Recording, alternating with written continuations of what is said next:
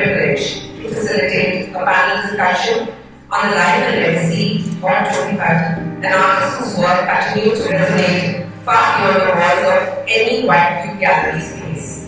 How do his innovations in printmaking and photography intersect to construct a new visual lexicon?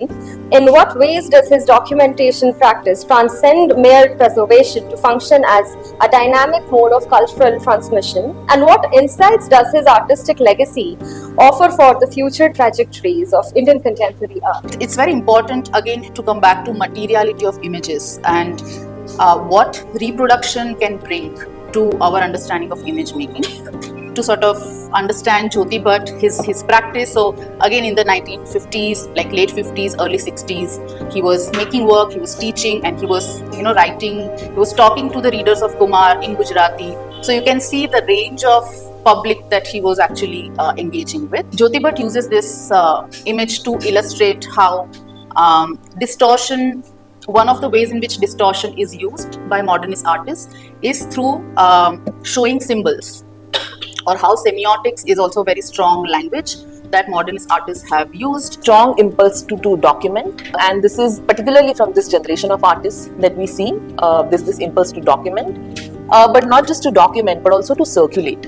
And I think Jyoti Bhatt kind of comes from that place, and he started documenting while he was a student from 1950s onwards, and he continued his photographic practice for decades. So what is also interesting to kind of this specter of the artist, specter of the modernist artist, which kind of is a looming figure in many of his photographs, and which kind of indicates towards this dialogue between the kind of a modern artist and kind of traditional art forms he's constantly engaging with. Jyoti Bhatt is somebody who epitomizes for me the ability to be adaptable. So he witnesses, the world that he's always, places himself within, but he also holds within himself things that are extremely important for him. Jyoti Bhatt's art allows us a wonderful entry into looking at how an individual charters a landscape of existence and holds the focus of why they do what they do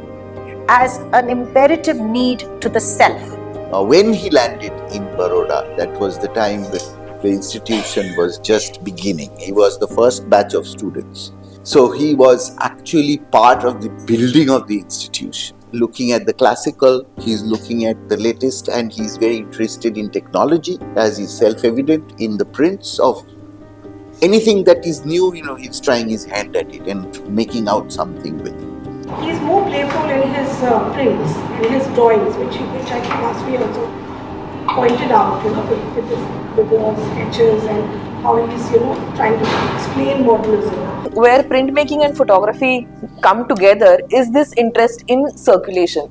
So dissemination, and so multiple copies are possible. I think that's where photography and printmaking come together for him. How his responding to these technologies have come into the intertextuality in his own prints. He's like there, he's spending time with them, talking to them, and then he's picking up his camera and he's shooting as if he's also part of the scene. Some years later, you would see, a print which is improvised further, and then you see references from other prints also coming into it. He's also bringing in a lot of other forms such as poetry. He brings in a lot of metaphor. He brings in popular culture, like Indra sir mentioned, myth.